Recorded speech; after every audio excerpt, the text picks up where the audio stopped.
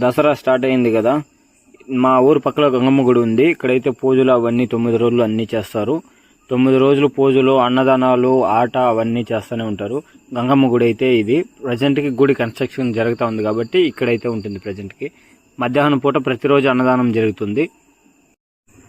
ఒక్కొక్క ఊరు ఒక్కొక్క రోజు అన్నదానం, పూజా కార్యక్రమాలు అవన్నీ ఒక్కొక్క ఊరికి ఒక్కొక్క రోజు ఉంటుందన్నమాట.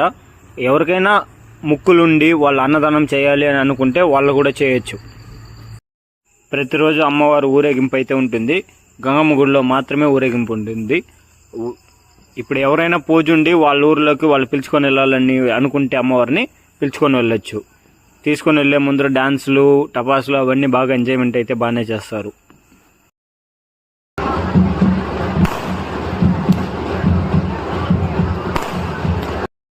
ఆట ఆడేదైతే ఇక్కడే రోజు నైట్ 10 గంటలకైతే స్టార్ట్ చేస్తారు.